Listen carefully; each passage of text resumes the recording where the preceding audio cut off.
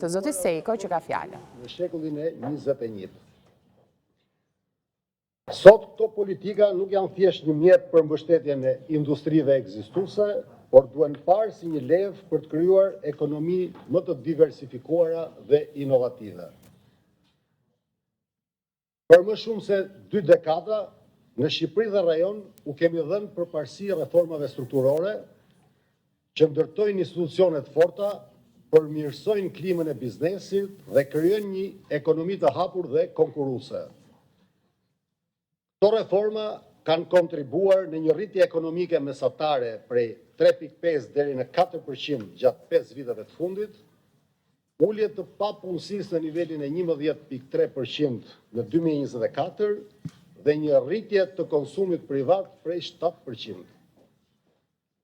Këto reforma kanë qenë dhe mbeten thelbësore, por sot nuk janë më të mjaftueshme. Sot përballemi me një realitet global krejtësisht të ndryshëm. Tensionet gjeopolitike kanë shkaktuar një rritje prej 30% në kostot e zinxhirëve të prodhimit, të furnizimit që nga viti 2020. Fragmentimi tregtar ka reduktuar fluksin e tregtisë globale me 5.4% në vitin 2023, sipas Organizatës Botërore të Tregtisë.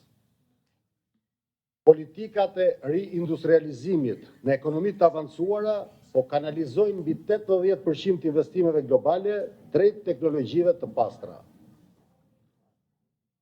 Shumë ekonomi, përfshirë edhe tonën, po përballen sot me rënje demografike, ndryshime në tregun e punës dhe disbalanca sektoriale. Në këtë kontekst, debati mbi politikat industriale ka kaluar nga diskutimi në strategji të qarta të bazuara në dhëna. Çfarë do të thotë kjo në praktik? Së pari duhet kuptojmë se politikat industriale sot nuk kanë të bëjnë me mbrojtjen e industrive të vjetra, por me nxitjen e sektorëve të së ardhmes, atyre që mund të rriten, të shkallëzohen dhe të krijojnë vlerë të qëndrueshme. Për shumë vende të Bergjit, përfshirë Shqipërinë, rruga drejt rritjes përmes eksporteve tradicionale industriale është bërë edhe më e vështirë. Në vend të saj po shfaqet një mundësi e re, eksporti i shërbimeve të digitalizuara dhe të tregtueshme ndërkombëtarisht. Këto shërbime të inovacionit global, si teknologjia e informacionit, dizajni, logjistika dhe analiza të dhënave, janë në zemër të rritjes së produktivitetit dhe vlerës së shtuar, por për të zhvilluar ato nevojiten themele të forta, investim në arsim, fuqi punëtore e kualifikuar, infrastrukturë digjitale moderne dhe kapacitete të larta institucionale.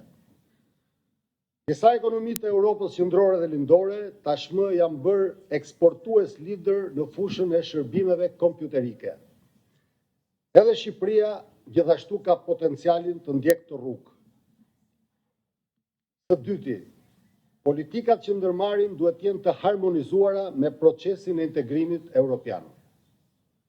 Si ekonomia e vogël dhe e hapur, me 70% të tregtisë të orientuar drejt vendeve të Bashkimit Evropian, Shqipëria ka më shumë për të fituar duke ecur drejt konvergjencës me Bashkimin Evropian.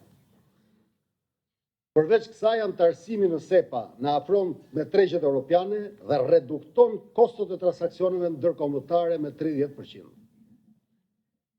Së treti, duhet garantojmë përfshirje dhe qëndrueshmëri.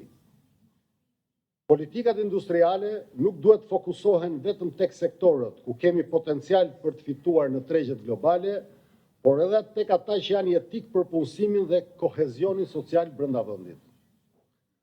Ato duhet mbështeten nga politika vendore, përshtatura për kontekste specifike, si zonat ekonomike të veçanta, duhet të dizenjohen me kujdes, duke theksuar karakteristikat specifike lokale dhe rajonale. Së katërti, ndihma shtetërore duhet fokusohet tek firmat me potencial të lartë. Të dhënat tregojnë se firmat e reja dhe dinamike janë nxitësit kryesor të punësimit dhe inovacionit. Politikat orientuara për stimulimin e tyre, të tilla si garancitë e kredive, kuat me interesa të subvencionuara apo fondet e kapitalit sipërmarrës të mbështetura nga shteti mund të sjellin një ndryshim të madh në zhvillim. Nderuar të pranishëm, në këtë debat për politikën industriale dhe drejtimet e zhvillimit, roli Bankës Qendrore, ndonse jo i drejt për drejt, është i veçantë dhe i pazëvendësueshëm. Banka Qendrore nuk harton politika industriale, por kontribon në to